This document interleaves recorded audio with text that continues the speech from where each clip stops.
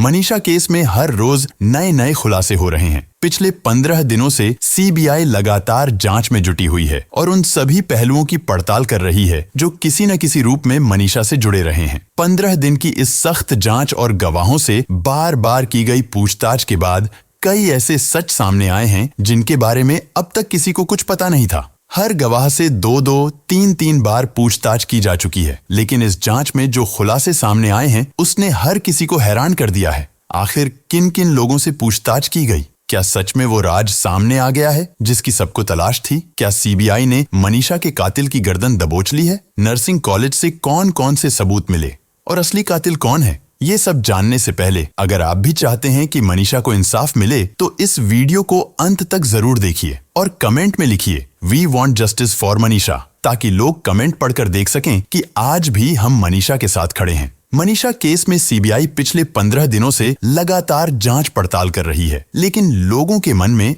अब भी कई सवाल बने हुए हैं। जिस दिन मनीषा लापता हुई थी उसके फोन से पिता के पास 2 कॉल आई थीं। पहली कॉल शाम 6:26 पर और दूसरी कॉल रात करीब 12:30 बजे। लोग सीबीआई से पूछ रहे हैं कि आखिर क्यों यह साफ नहीं बताया जा रहा कि मनीषा ने ये कॉल कहां से की थी, उस समय उसकी लोकेशन क्या थी और उस जगह के आसपास उसके साथ और कौन मौजूद था। अब तक इस अहम जानकारी को सार्वजनिक क्यों नहीं किया गया? इसके अलावा एक और बड़ा सवाल हर किसी के मन में उठ रहा है। जब मनीषा की पहले की 2 पोस्टमार्टम रिपोर्टें पूरी दुनिया के सामने ला दी गई थीं, तो फिर दिल्ली एम्स की रिपोर्ट को क्यों छुपाया जा रहा है? आखिर क्यों इसे परिवार और जनता के सामने नहीं लाया जा रहा है? लोग इन बातों को लेकर काफी परेशान हैं। लोगों का परेशान होना कहीं न कहीं जायज भी है, लेकिन सीबीआई इसीलिए इन सभी जानकारियों को सार्वजनिक नहीं कर रही है ताकि आरोपी को किसी तरह का इशारा न मिल जाए। अगर आरोपी को पता चल गया तो वह भागने की कोशिश कर सकता है और बचे हुए अहम सबूतों को छिपाने या नष्ट करने की कोशिश कर सकता है। यही वजह है कि सीबीआई अब जानबूझकर किसी भी चीज को उजागर नहीं कर रही है, क्योंकि अब सीबीआई कातिल की गर्दन के बेहद करीब है।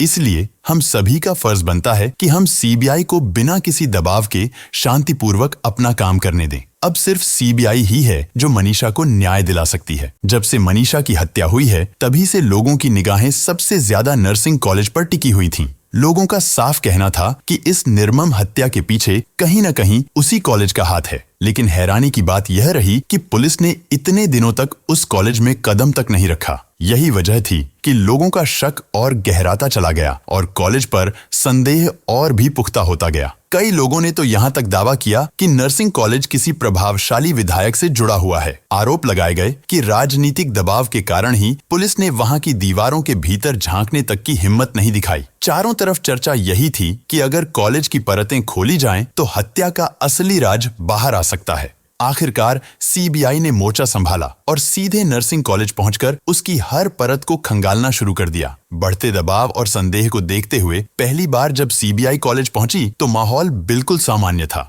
साधारण पूछताछ हुई और कॉलेज प्रशासन ने भी साधारण जवाब दिए, लेकिन सीबीआई को साफ महसूस हुआ कि कई तथ्य छुपाए जा रहे हैं। यही वजह रही कि दूसरी बार जब सीबीआई की टीम नर्सिंग कॉलेज पहुंची तो नजारा पूरी तरह बदल चुका था। टीम ने लगातार 9 घंटे तक गहन पूछताछ की। सवाल इतने सख्त और गहरे थे कि कॉलेज के स्टाफ और प्रबंधन के चेहरों पर बेचैनी साफ झलक रही थी। इस लंबी पूछताछ के दौरान हर बयान को बारीकी से दर्ज किया गया।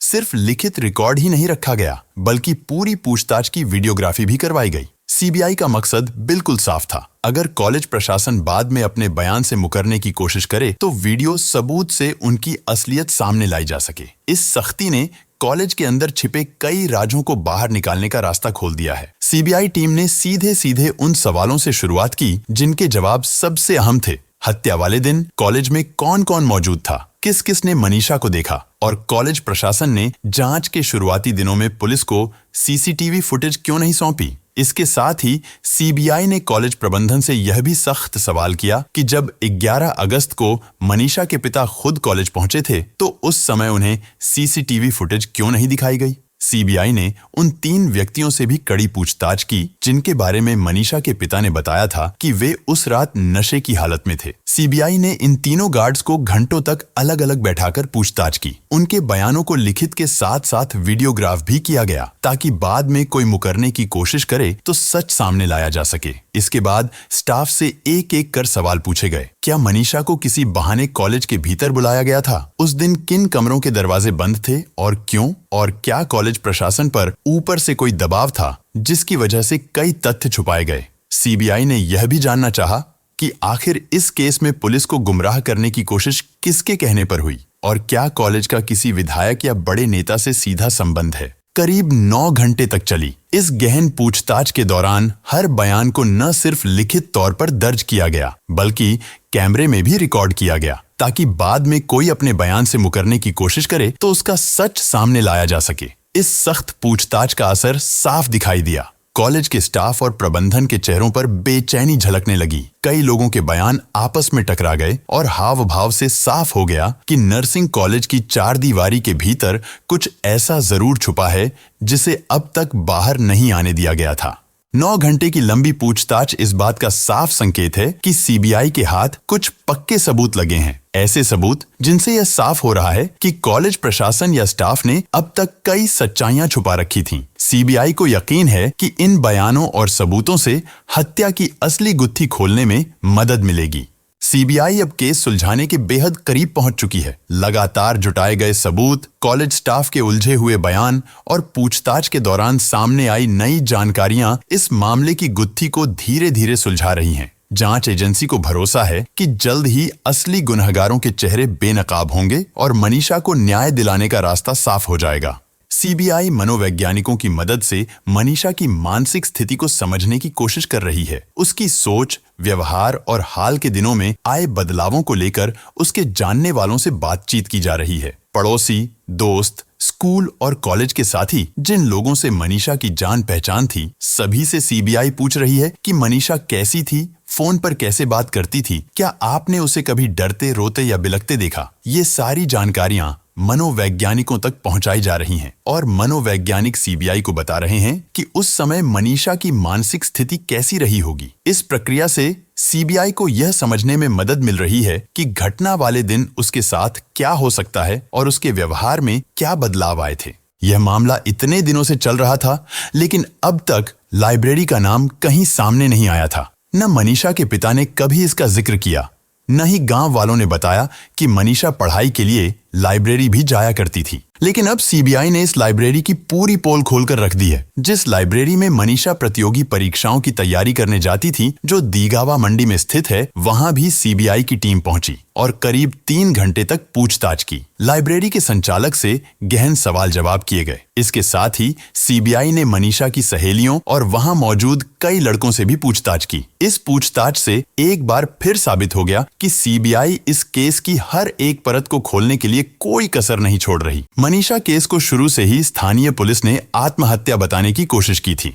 लगभग 1 महीने तक पुलिस इसी बात को साबित करने में लगी रही कि मनीषा ने खुद अपनी जान ले ली। सबूत भी उसी दिशा में जाते हुए नजर आ रहे थे। पोस्टमार्टम रिपोर्ट में बॉडी से कीटनाशक पाया गया। एक सुसाइड नोट सामने आया। जिस दुकान से कीटनाशक खरीदा गया था, उस दुकानदार ने भी बयान दिया कि 11 अगस्त को मनीषा उसकी दुकान पर आई थी। दुकानदार ने बाकायदा रजिस्टर भी दिखाया जिस पर मनीषा के साइन मौजूद थे। इन्हीं सबूतों के आधार पर स्थानीय पुलिस बार बार दावा करती रही कि मनीषा ने अपनी जान ली है। लेकिन मनीषा का परिवार और गांव के लोग इस बात पर भरोसा करने को बिल्कुल तैयार नहीं थे। हर किसी के मन में यही सवाल था, क्या सच में मनीषा ने खुद अपनी जान ले ली या फिर इसके पीछे कोई बड़ा सच छुपाया जा रहा है। लोगों के मन में उठ रहे इन सवालों का जवाब कोई नहीं दे पा रहा था। लेकिन जैसे ही यह केस सीबीआई के हाथों में गया, कहानी ने पूरी तरह नया मोड़ ले लिया। सीबीआई की छानबीन और कड़ी पूछताछ के बाद कई ऐसे सच सामने आए जिन्होंने पुलिस के सारे दावों की पोल खोल दी। जिस केस को स्थानीय पुलिस आत्महत्या बता रही थी, उसी केस में जब सीबीआई की एंट्री हुई तो पुलिस की हर चाल बेनकाब हो गई। जांच के दौरान सीबीआई को ऐसे ठोस सबूत मिले जिनसे साफ हो गया कि पुलिस का आत्महत्या वाला दावा पूरी तरह झूठा है। असल में पुलिस किसी को बचाने के लिए यह सब कर रही थी। हफ्तों की जांच और लगातार पूछताछ के बाद सीबीआई ने साफ कह दिया कि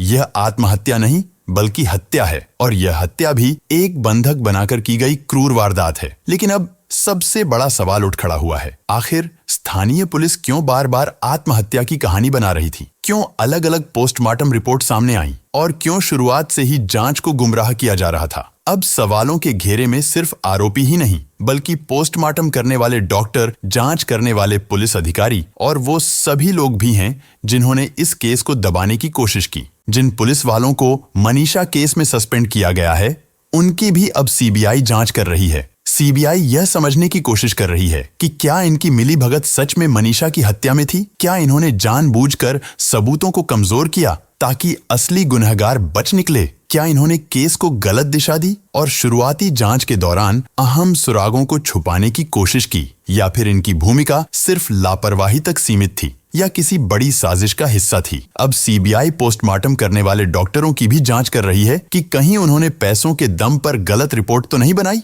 या फिर किसी दबाव में आकर सच्चाई को तोड़ मरोड़ कर पेश किया। धीरे धीरे ये केस केवल एक हत्या से आगे बढ़कर पूरे सिस्टम की पोल खोलने वाला बनता जा रहा है, क्योंकि अब सवाल सिर्फ आरोपी तक सीमित नहीं रहे, बल्कि उन सभी पर उठ रहे हैं जिन्होंने इस केस को दबाने, मोड़ने या गुमराह करने का काम किया। इतना ही नहीं, सीबीआई ने डीएसपी दिलीप कुमार और लोहारू के डीएसपी संजीव कुमार से भी सवाल जवाब किए। साथ ही सस्पेंड की गई पुलिसकर्मी शकुंतला से भी गहन पूछताछ हुई। कड़ी पूछताछ सीबीआई ने बस ड्राइवर से की, जो मनीषा को रोज स्कूल लाता और घर छोड़ता था। ड्राइवर ने साफ कहा कि उस दिन मनीषा सुबह के समय ही बस से स्कूल गई थी। ड्राइवर ने यह भी बताया कि जब वह बच्चों को छोड़ने मनीषा के घर गया तो बस घर के सामने रुकने पर उसे पता चला कि मनीषा घर नहीं आई है। इसके बाद उसने तुरंत मनीषा के पिता को फोन करके कहा, मनीषा अभी घर नहीं आई है, आप फोन करके पता कर लीजिए कि वह कहाँ है। सीबीआई ने ड्राइवर से कई और सवाल पूछे। इनमें शामिल थे, मनीषा के व्यवहार में हाल में कोई बदलाव तो नहीं आया था? वह किसी से परेशान तो नहीं थी? स्कूल या कॉलेज में कोई अजीब घटना तो नहीं हुई थी? और क्या उसने किसी अजनबी या किसी संदिग्ध व्यक्ति से बातचीत की थी? ड्राइवर ने बताया कि मनीषा आमतौर पर शांत और संयमित लड़की थी। वह कभी भी किसी से बहस या झगड़ा नहीं करती थी। हालांकि उसने यह भी कहा कि मनीषा 10 दिनों से थोड़ी परेशान दिख रही थी, जैसे किसी तनाव में हो। उसने कई बार पूछने की भी कोशिश की, लेकिन मनीषा ने इस पर कोई प्रतिक्रिया नहीं दी। इसके अलावा ड्राइवर ने यह भी बताया कि कुछ दिनों पहले मनीषा ने स्कूल और कॉलेज के दोस्तों से सामान्य बातचीत की थी, लेकिन कोई ऐसा संकेत नहीं मिला जिससे यह अंदाजा लगाया जा सके कि उसकी जान खतरे में है। ये जानकारी सीबीआई के लिए बेहद महत्वपूर्ण थी, क्योंकि इससे यह स्पष्ट हुआ कि मनीषा की रोजमर्रा की गतिविधियों में कोई असामान्य व्यवहार नहीं दिखा। सीबीआई ने ड्राइवर से यह भी पूछा कि क्या उसे किसी अजनबी या संदिग्ध व्यक्ति ने फोन या संदेश के जरिए कोई जानकारी देने की कोशिश की। ड्राइवर ने कहा कि उसे सीधे तौर पर कोई संदिग्ध सूचना नहीं मिली। इसके अलावा सीबीआई ने बस ड्राइवर से कई और सवाल पूछे। इसके अलावा कीटनाशक विक्रेता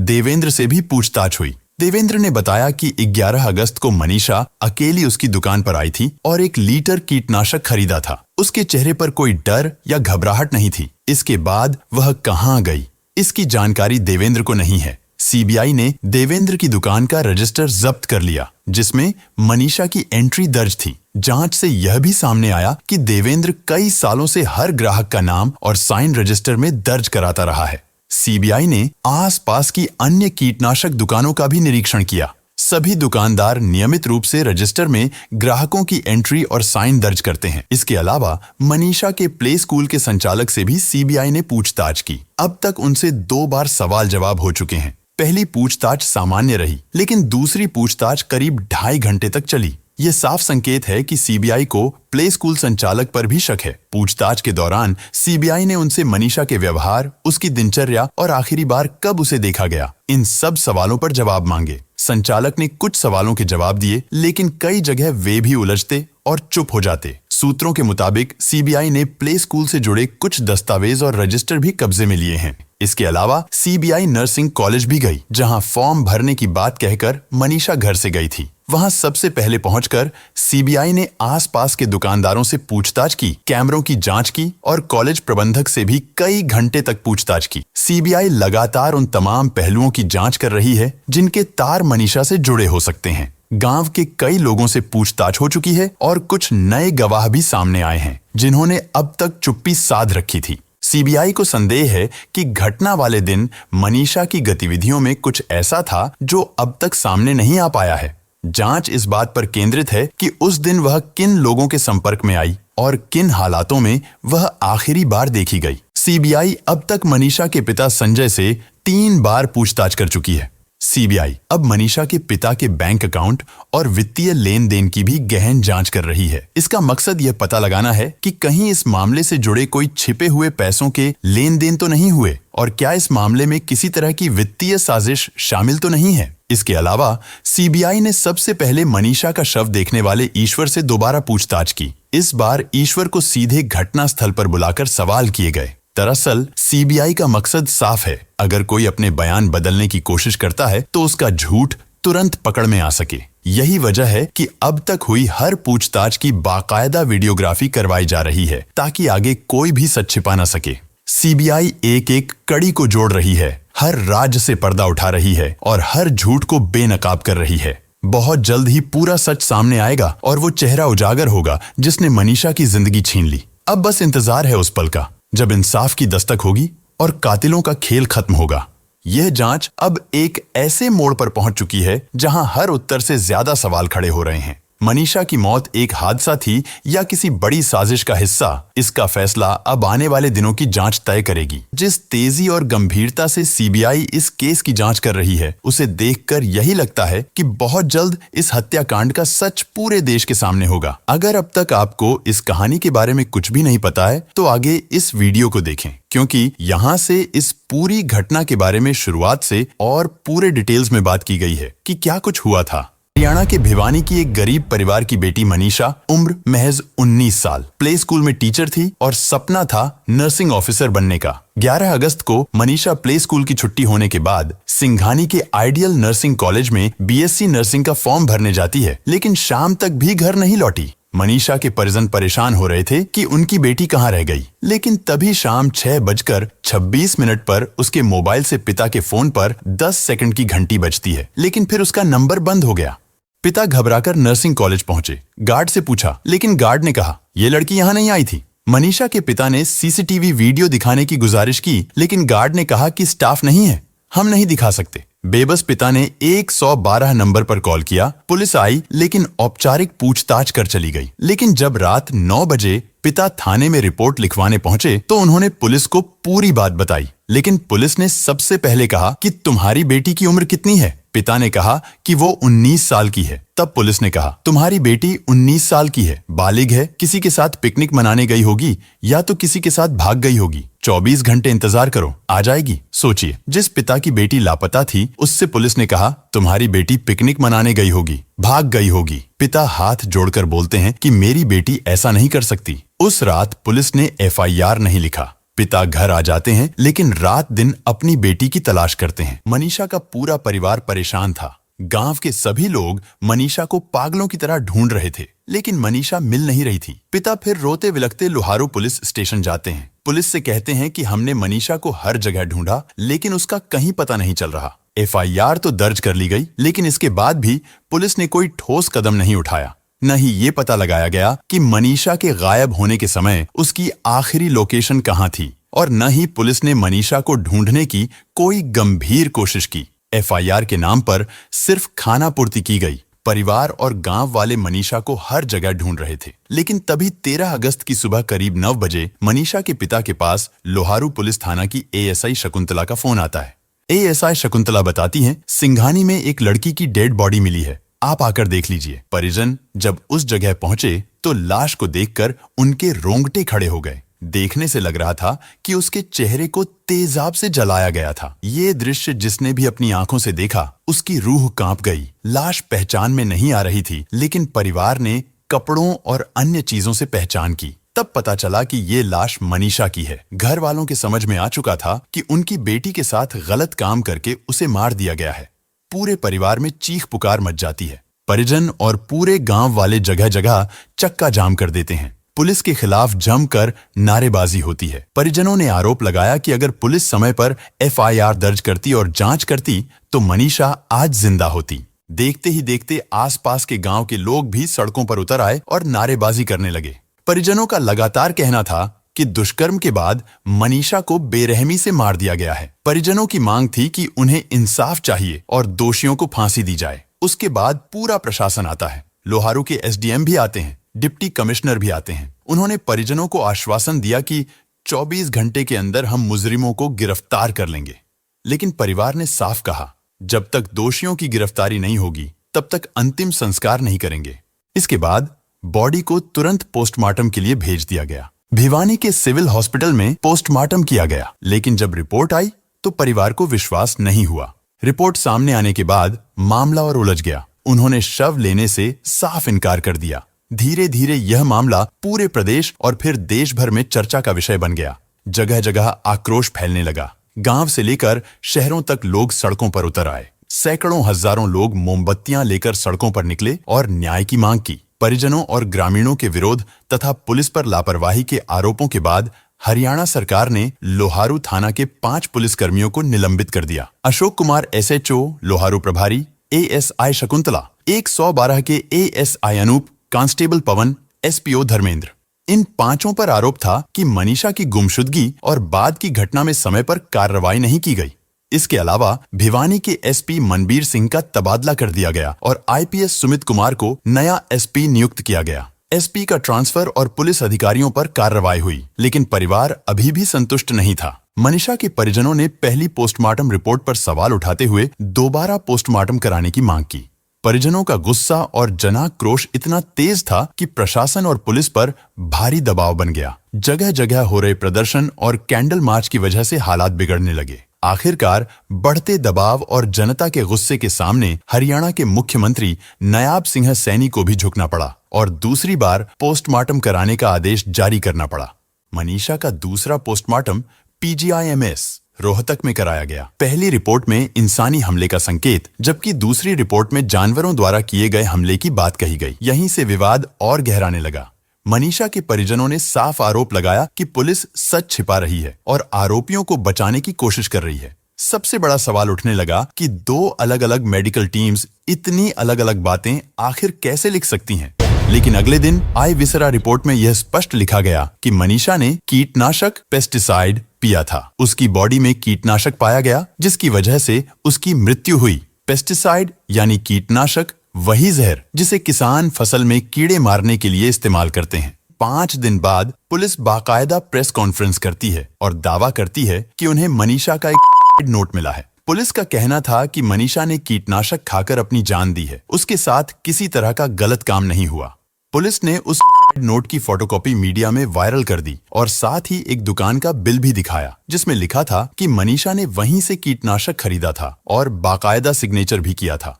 पुलिस के इन दावों के बाद परिजनों का गुस्सा और भड़क उठा। सबसे बड़ा सवाल यह भी उठा कि अगर पुलिस को मनीषा का नोट पहले दिन ही मिल गया था तो उन्होंने परिजनों को इसकी जानकारी उसी वक्त क्यों नहीं दी। परिजनों ने आरोप लगाया कि यह सब पुलिस की बनाई हुई चाल है। यहीं से विवाद और गहराने लगा। मनीषा के परिजनों ने पुलिस पर सीधा आरोप लगाया कि वे सच छिपा रहे हैं और आरोपियों को बचाने की कोशिश कर रहे हैं। जगह जगह प्रदर्शन और विरोध शुरू हो गए। परिजनों का गुस्सा अब उबाल पर था। उन्होंने साफ कह दिया था कि जब तक मनीषा का पोस्टमार्टम दिल्ली एम्स में नहीं होगा और जब तक पूरे मामले की जांच सीबीआई को नहीं सौंपी जाएगी, तब तक वे शव का अंतिम संस्कार नहीं करेंगे। हर तरफ यह सवाल गूंजने लगा कि आखिर पुलिस क्यों बार बार पोस्टमार्टम रिपोर्ट में विरोधाभास पेश कर रही है और क्यों जबरदस्ती हत्या का एंगल लाने की कोशिश कर रही है। जैसे जैसे लोगों का गुस्सा बढ़ा, वैसे वैसे आंदोलन भी तेज होता गया। आखिरकार बढ़ते जनाक्रोश और परिवार के अडिग रुख को देखते हुए